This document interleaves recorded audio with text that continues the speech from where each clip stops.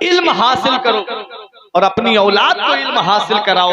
वो गौसे आजम की वालिदा जिसने अपने सीने पे औलाद की जुदाई का पत्थर रख लिया, लेकिन गौसे आजम को रोका नहीं, जिनकी उम्र 80 साल के करीब हो गई है और गौसे आजम की उम्र 18 साल के करीब हो गई है। माँ ने ये नहीं कहा मेरे लाल तू अब मुझे छोड़ के जा रहा है, जब बुढ़ापे में मुझे तेरी सपोर्ट की जरूरत है, जब मुझे तेरे सहारे की जरूरत है, जब मुझे तेरी सपोर्ट की जरूरत है, अब तू मुझे बुढ़ापे में छोड़ के जा रहा है। ये नहीं कहा गौसे आजम की वालिदा ने। हालांकि माँ चाहती तो अपने पास में रोक लेती। माँ कहती बेटा मुझे छोड़ के क्यों जा रहा है, मैं बुढ़ापे की दहलीज पे हूँ, मेरी तीमारदारी कौन करेगा, मेरे लाल मेरी मिजाज कुर्सी कौन करेगा, मेरे लाल मुझको जो है वो जरूरत के सामान मुहैया कौन कराएगा, तो अब मुझे छोड़ के जा रहा है। ये नहीं कहा गौसे आजम की वालिदा ने, बल्कि इल्म हासिल करने के लिए बगदाद भेज दिया। नहीं तो माँ के 3 एहसान ऐसे हैं प्यारे मुसलमानों कि औलाद पूरी जिंदगी माँ की खिदमत करती रहे तब भी उन एहसानों का बदला नहीं चुका सकती। पहला एहसान ये है माँ का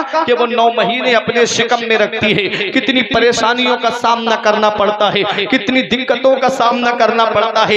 ये मोबाइल चलाने वाली औलाद क्या जाने माँ बाप की अजमत को, जिसको आज मोबाइल चलाने से फुर्सत नहीं मिलती, जिसे आज व्हाट्सएप चलाने से फुर्सत नहीं मिलती। बाप बराबर में बैठा है चारपाई पे, ये बैठा है बराबर में चारपाई पे, ये मोबाइल में लगा हुआ है, बाप इंतजार कर रहा है काश मेरा बेटा मुझसे 4 बातें कर लेता, काश मेरा बेटा मुझसे चंद बातें कर लेता। लेकिन बेटा है कि अपनी रवा रवी में लगा हुआ है। आज जिस बाप से तू बात करना पसंद नहीं करता, एक दिन आएगा जिस दिन वो साया तेरे सर से उड़ जाएगा, उस दिन तू चिराग लेके भी ढूंढेगा तो बाप जैसा प्यार करने वाली शख्सियतें नहीं मिलेंगी, माँ जैसी मोहब्बत करने वाली शख्सियतें नहीं मिलेंगी। ये माँ बाप अल्लाह की इतनी बड़ी नेमत है, इसका पता तब चलता है जब ये साए हमारे सर से उड़ जाते हैं। चिराग लेके भी ढूंढोगे तो माँ बाप जैसा प्यार करने वाली शख्सियतें नहीं मिलेंगी। 3 एहसान ऐसे हैं आका फरमाते कि औलाद पूरी जिंदगी माँ की खिदमत करे तब भी उन एहसानों का बदला नहीं चुका सकती।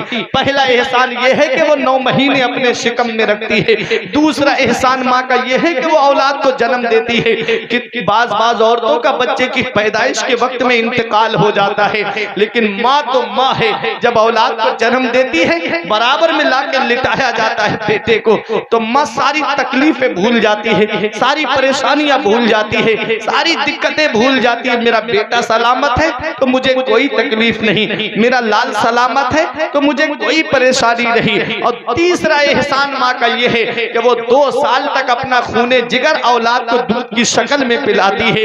ये 3 एहसान ऐसे हैं माँ के कि औलाद पूरी जिंदगी माँ की खिदमत करे तब भी इन एहसानों का बदला नहीं चुका सकती। एक सहाबी ने अर्ज किया था आका मैंने अपनी माँ को माजूर माँ को अपने कांधे पर या पीठ पर बिठा करके काबे का तवाफ कराया है, हज कराया है, क्या मैंने अपनी माँ के एहसानों का बदला चुका दिया?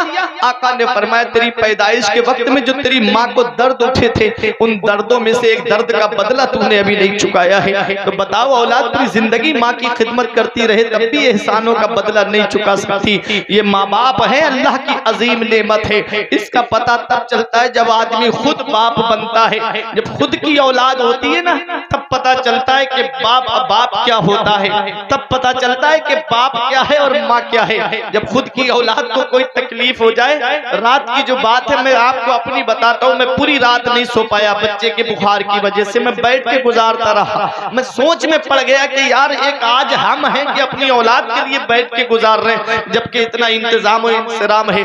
आज तो सवारियों का भी इंतजाम है, अगर कोई तकलीफ तबीयत खराब होती है तो बरेली हम बहुत जल्दी पहुंच जाएंगे। कभी 30-35 साल पीछे पलट के जाके देखो कि माँ बाप ने तुम्हारे लिए क्या किया होगा जब तुम बचपन में होगे। जैसे आज हम अपनी औलाद के लिए परेशान होते हैं, ऐसे ही हमारे माँ बाप भी हमारे लिए बचपन में तड़पे होंगे। ऐसी शिद्दत के जाड़े में जब कोहरा होता है, माँ अपनी चादर अपने बेटे को उड़ा देती है कि मेरा बेटा चादर ठंड में जो है उसको सर्दी न लगने पाए, उसे ठंड न लगने पाए, और खुद ऐसे ठिठरती हुई चली जाती है। ये एहसान भी हम भूल गए माँ का। बाप ने अपनी छतरी को है आगे कर दिया, मेरा बेटा ना भीग पाए बारिश में, खुद भीगता हुआ चला गया। मैंने वो भी इमेजें देखी थी कि बाप साइकिल पे बिठा के पानी अपनी औलाद को पार करा रहा है, उसे नहीं भीगने दे रहा है, खुद भीगता जा रहा है। अपना छाता औलाद के ऊपर कर दिया कि मेरी औलाद ना भीगे, मैं भीग जाऊं, कोई फर्क नहीं पड़ता। ये कुर्बानियां सब भुला दी आज इस औलाद ने। 4 पैसे क्या कमाने लगे, घर में नई नवेली दुल्हन के कदम क्या आ गए। इसने माँ बाप का बिस्तर घर से बाहर कर दिया, खुद के बच्चे एयर कंडीशनर रूम में रहे, खुद के कमरे में एसी लगा है और खुद के कमरे में जाड़ों में हीटर का इंतजाम है। माँ बाप है कि तीनों झोपड़ियों में रह के अपनी जिंदगी के शबो रोज गुजार रहे। ईद के दिन तुम्हारे बच्चे सिवई खाएं और वो तुम्हारे बच्चों का चेहरा देखे, बकरा ईद के दिन तुम्हारे बच्चे गोश्त खाएं और वो तुम्हारे बच्चों का चेहरा देखे। तुम क्या इसी दिन के लिए माँ बाप ने औलाद को जवान किया था? क्या इसी दिन के लिए माँ बाप ने औलाद को पाला था? कौन सा मुंह लेके जाओगे महबूबे तावर के सामने, कौन सा चेहरा लेकर के जाओगे शाफ़े महशर के सामने? ये दुनिया चंद दिन की है। मौलाना रूम फरमाते हैं पहली मोहब्बत है माँ बाप की जो दुनिया में बदला मांगती है। अगर तुम अपने माँ बाप के साथ भलाई करोगे तो तुम्हारी औलाद तुम्हारे साथ भलाई करेगी। अगर तुमने अपने माँ बाप के साथ भलाई नहीं की तो ये उम्मीद मत रखना कि बुढ़ापे में तेरी औलाद तेरा सहारा बन जाएगी। आज की औलाद कहती है कि माँ बाप ने किया क्या है, ये तो हर माँ बाप का फर्ज है मकान बना के देना, उनके लिए खाने पीने का सामान ला करके देना। हाँ हाँ मैं जानता हूँ, तू कहता है बाप ने किया क्या है। अरे देख लिया करो कभी रात में 3-4 बजे रोड पे दुरनिया के जा करके अड्डे पे देख लिया करो। ये 3 बजे रात में ऑटो लेके खड़ा होने वाला ये एक बाप है जो जान को हथेली पे रख के खड़ा हुआ है। तुम तो बिस्तर में लिहाफ के अंदर मुंह करके आराम से सो रहे, वो 3 बजे ऑटो लेकर के आ गया ताकि पैसे जमा हो जाए, मेरी औलाद की तालीम में काम आएंगे, मेरी औलाद की पढ़ाई लिखाई में काम आएंगे, मेरी औलाद की जिंदगी आगे सुकून से गुजर जाएगी। ये टुक टुक चलाने वाला एक बाप है, ये ऑटो चलाने वाला एक बाप है। जहां तुम आयशो आराम में बैठे हुए हो वो 3 मंजिल पे सर पे ईंटें लेकर के चढ़ रहा है। शिद्दत की गर्मी में ये एक बाप है। फलों का ठेला लगाने वाला ये एक बाप है जो पूरे दिन शिद्दत की गर्मी में खड़ा रहता है ताकि 4 पैसे जमा हो जाए, मेरा बेटा पढ़ लिख जाए और आला डिग्री हासिल कर ले, उसे मेरी तरह पल्ला न ढोना पड़े, उसे मेरी तरह खेतों में फावड़ा न चलाना पड़े, उसे मेरी तरह जो है वो ठेले पे खड़े होकर के मजदूरी न करनी पड़े। ये एक बाप है जो औलाद के लिए क्या नहीं करता है। धूप कैसी भी हो साया नहीं खोने देता, धूप कैसी भी हो साया नहीं खोने देता, राह कैसी भी हो बेबस नहीं होने देता। बेच के अपना लहू चाहे वो रोटी लाए, बाप औलाद को भूखा नहीं सोने देता। नारे तकबीर, नारे रिसालत, नारे गौसियत, अज़मते वालिदैन, अज़मते वालिदैन, ताजदारी बगदाद कॉन्फ्रेंस हजरत अल्लामा मुफ्ती फुरकान मंजरी, नारे तकबीर, नारे रिसालत, जिंदाबाद, सुभान अल्लाह। बेच के अपना लहू चाहे वो रोटी लाए, बाप औलाद को भूखा नहीं सोने देता। वक्त ठुकरा देगा एक दिन मेरी सारी ये कुर्बानियां, वक्त ठुकरा देगा एक दिन मेरी सारी ये कुर्बानियां। दामने उम्मीद में फकत नाकामियां रह जाएंगी। उस शादियों के बाद बेटे तो अलग हो जाएंगे, बाप के हाथों में फकत बैसाखियां रह जाएंगी। और बुढ़ापा क्या जवानी क्या ये बचपन बांट लेते हैं, बुढ़ापा क्या जवानी क्या ये बचपन बांट लेते हैं। न होकर दिल में गुंजाइश तो आंगन बांट लेते हैं। नहीं मंजूर हिस्से में किसी बेटे को अपनी माँ, मगर आपस में बूढ़ी माँ के कंगन बांट लेते हैं। नहीं मंजूर हिस्से में किसी बेटे को अपनी माँ, मगर आपस में बूढ़ी माँ के कंगन बांट लेते हैं। अल्लाह अकबर, ये माँ बाप हैं, इनकी कुर्बानियों को हमने भुला दिया, फरामोश कर दिया। लेकिन माँ के 3 एहसान ऐसे हैं कि पूरी जिंदगी औलाद माँ की खिदमत करती रहे, तब भी उन्हें एहसानों का बदला नहीं चुका सकती। आओ देखो मैं एक रिवायत आपको सुनाऊं, फिर अपनी तकरीर को मैं खत्म करूं, वक्त ज्यादा होता जा रहा है। हज़रात देखें, मेरे आका की बारगाह में यमन के नौजवान सहाबी आए थे। कहां? मदीने शरीफ में आए थे। वो मदीने की सरजमीन जिसके बारे में आका फरमाते हैं जिससे हो सके कि वो मदीने में मरे तो वो मदीने ही में मरे, क्योंकि जो मदीने में मरेगा मैं उसकी शफाअत करूंगा। वो मदीने की सरजमीन जिसके बारे में मेरा इमाम कहता है तैयबा में भर के ठंडे चले जाओ आंखें बंद, सीधी सड़क ये शहर शफाअत नगर की है। वो मदीने की सरजमीन जिसके बारे में आका फरमाते हैं मदीने की मिट्टी में शिफा है। अल्लामा हसन कहते हैं न हो आराम जिस बीमार को सारे जमाने से उठा ले जाए थोड़ी खाक उनके आस्ताने से। वो मदीने की सरजमीन पे सहाबी रसूल आए हैं, अर्ज करते हैं आका अब मैं आपकी बारगाह में आ गया हूँ, वापस नहीं जाऊंगा यमन। आका ने इरशाद फरमाया हल लका अबवाया, क्या तुम्हारे माँ बाप जिंदा हैं, क्या तुम्हारे माँ बाप हयात हैं? अर्ज किया हाँ या रसूल अल्लाह माँ बाप जिंदा है। आका ने फरमाया क्या इजाजत लेके आए हो, क्या पूछ के आए हो उनसे? कहा हाँ या रसूल अल्लाह मैं पूछ के आया हूँ। ये उन बेटों के लिए पैगाम है हदीस पाक में जो माँ बाप को छोड़ करके अपनी जिंदगी उनकी बगैर मर्जी बगैर इजाजत के अलग बसाने की कोशिश करते हैं। माँ बाप है कि टीनों में रह के जिंदगी गुजार रहे हैं और बेटा है आलीशान बिल्डिंग में रह रहा है, रहेगा जरूर। अगर माँ बाप खुश नहीं है तो उस बिल्डिंग में भी सुकून नहीं मिलेगा, चाहे कितने भी नरम गद्दों पे सो जाओ, कि ये पहली मोहब्बत माँ बाप की है जो दुनिया में बदला मांगती है। सहाबी रसूल कहते हैं आका इजाजत लेके आया हूँ, पूछ के आया हूँ। फरमाया क्या ये बताया कि अब वापस नहीं आऊंगा मदीने शरीफ से? कहा हाँ या रसूल अल्लाह ये बताया, मैंने उनसे कहा था कि अब जितनी जिंदगी बची है आका के कदमों में गुजारूंगा, इंतकाल हो गया तो मेरा मदफन मदीने में बनेगा, वापस नहीं आऊंगा।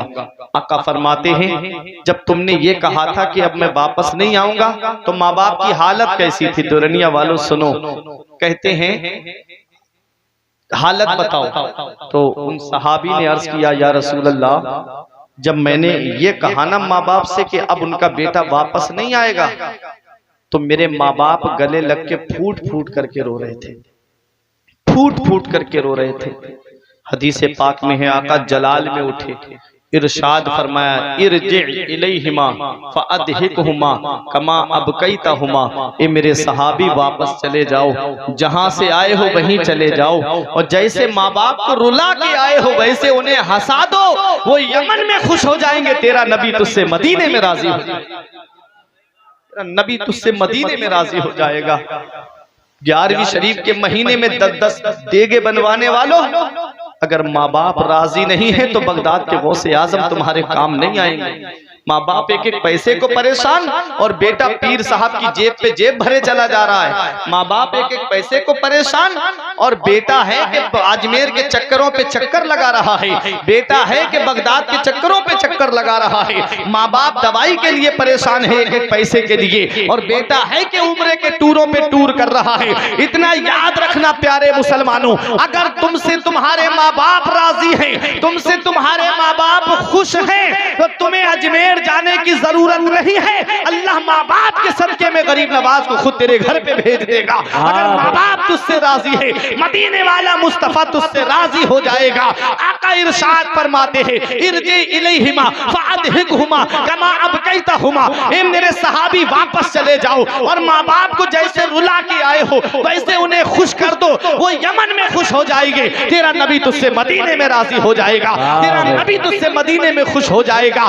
पता चला अगर माँ बाप राजी है तो अल्लाह राजी है, उसका रसूल राजी है, और अगर माँ बाप नाराज है तो ना अल्लाह राजी है ना उसका रसूल राजी है। इसलिए ऐ प्यारे मुसलमानों, अपने माँ बाप को राजी कर लो, अपने माँ बाप को खुश कर लो। आज दुनिया का जायजा लिया जाता है तो ये आंखों से आंसू बरसने लगते हैं। ऐसे ऐसे नौजवान निकल के आएंगे, अभी शबे बारात आने वाली है ना चंद महीनों के बाद में, तब देखना आप फेसबुक पे व्हाट्सएप पे खबरें आएंगी कि मेरी गलती माफ कर देना, शबे बारात आने वाली है। अल्लाह उनको माफ नहीं फरमाता है जो एक दूसरे से नाराजगी रखते हैं। मेरे नौजवान भाई, तू उनसे माफी मांग रहा है जो तुझे पहचानते तक नहीं, तू उनसे माफी मांग रहा है जो तुझे जानते तक नहीं। घर में बाप नाराज बैठा है, घर में भाई नाराज बैठा है, घर में ताऊ नाराज बैठा है, घर में चचा नाराज बैठा है, घर में पास में पड़ोसी नाराज है। पड़ोसियों को तकलीफ देना, माँ बाप को जुल्म, माँ बाप के ऊपर जुल्म सितम करना, भाइयों को सताना, ये तेरा तुर्राए इम्तियाज बन गया है। अल्लाह अकबर। माफी उनसे मांगी जा रही है जो तुझे पहचानते तक नहीं। माफी मांगनी है तो रूठे हुए बाप से मांग कि मेरी गलती को माफ कर दो। माफी मांगनी है तो अपनी माँ से मांग कि मेरी गलती को माफ कर दो। माफी मांगनी है तो बहन से माफी मांग जो हर त्योहार पे अपने भाई का इंतजार करती है, ईद पे इंतजार करती है मेरा भाई आता होगा मेरे घर पर, शबे बारात के मौके पे इंतजार करती है मेरा भाई आता होगा मेरे घर पे। आपस में साले बहनोई की थोड़ी सी ना इत्तेफाकी हो गई गई, बहन के घर पे जाना बंद कर दिया, बहन की चौखट का मुंह देखना बंद कर दिया। घर में जो नाराज बैठे उनसे कोई माफी नहीं मांगी जाती, और जो नाराज और जो तुझे पहचानते तक नहीं उनसे माफी मांगी जा रही है। माफी मांगना है तो अपने रिश्तेदारों से मांगो, माफी मांगना है तो अपने अजीजों से मांगो, माफी मांगनी है तो अपने पड़ोसियों से मांगो जो तुमसे नाराज बैठे हैं। वो तुमसे राजी हो गए, माँ बाप राजी हो गए तो अल्लाह राजी है, उसका रसूल राजी है। आपस में इत्तिहाद और इत्तिफाक के साथ में रहो। जो एक कौम इत्तिहाद और इत्तिफाक के साथ नहीं रहती है उस कौम को बहुत जल्दी सफाए हस्ती से मिटा दिया जाए। नारे तकबीर, नारे रिसालत, नारे गौसियत, मसलके आला हजरत, नारे तकबीर। गौसे आजम का जिक्र सुनने वालों, गौसे आजम की मोहब्बत में आने वालों, क्या पैगाम दिया बगदाद के गौसे आजम ने, क्या सबक दिया बगदाद के गौसे आजम ने, क्या दर्श दिया बगदाद के गौसे आजम ने। गौसे आजम क्या तुमको सबक दे रहे हैं? ये गौसे आजम है जो इल्म हासिल करके तुम्हें इल्म हासिल करने का पैगाम दे रहे हैं, जो माँ की खिदमत करके माँ से मोहब्बत करने का तुमको सबक बता रहे हैं। हाँ हाँ, ये वही गौसे आजम है जिनकी पूरी जिंदगी जो गुजरी है वो शरीयत मुताहरा पे अमल करके गुजरी है। कभी नमाजे कज़ा नहीं हुई गौसे आजम की, कभी रोजे कज़ा नहीं हुए गौसे आजम के, तो हम उनके चाहने वाले कैसे हैं? हमारी नमाजें कज़ा हो रही है, हम रमजान के रोजे भी छोड़ते चले जा रहे हैं। इतना याद रखना, बगदाद के गौसे आजम से मोहब्बत करने वालों, मेरे इमाम ने कहा था कादरी कर कादरी रख, कादरियों में उठा। ये कादरियत इतनी आसान नहीं है। अरे इस मुसलमान के बारे में डॉक्टर इकबाल कहते हैं, चूब गोयम मुसलमानम बलर्जम के दानम राजे ला इलाहा। कहते हैं डॉक्टर इकबाल, जब मैं अपने आप को मुसलमान कहता हूँ तो मैं कांपने लगता हूँ, कपकपी तारी हो जाती है मेरे जिस्म में। आज हम शौक से कहते हैं हम तो मुसलमान हैं, हमारे चेहरे मुसलमानों वाले नहीं, हमारे लिबास मुसलमानों वाले नहीं, हमारे घर के तौर तरीके मुसलमानों वाले नहीं, हमारे रहन सहन मुसलमानों वाले नहीं, और नाम है कि हम मुसलमान हैं। सिर्फ रोटी और बोटी खाने का नाम मुसलमान नहीं है। सच्चे मुसलमान हो तो मस्जिदों पे जाओ और नमाज की पाबंदी करो, सच्चे मुसलमान हो तो अपने असलाफ की ताजीम करो, सच्चे मुसलमान हो तो अपने अकाबिर की ताजीम और तौकीर करो। हाँ हाँ, मुसलमान के बारे में आका ने फरमाया है, वे मोमिन मोमिन के लिए आईने की तरह है, जैसा वो खुद है वैसे ही अपने भाई को देखे। आका ने फरमाया है मोमिन मोमिन के लिए बुनियाद में लगी हुई ईंट की तरह है, एक ईंट दूसरी ईंट को मजबूत करती है।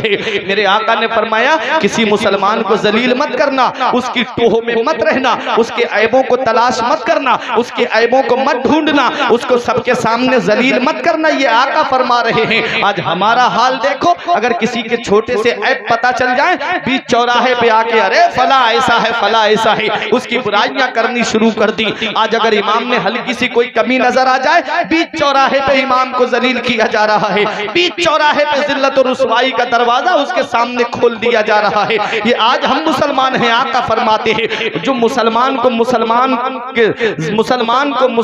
के सामने यानी महफिल में मजलिस में जलील करता है, अल्लाह ताला उसको उसके घर वालों के सामने जलील कर देगा, उसको उसके रिश्तेदारों के सामने जलील कर देगा। और जो किसी मुसलमान के ऐबों को छुपाएगा, अल्लाह तबारक व तआला क़यामत के दिन उसके ऐबों को छुपाएगा।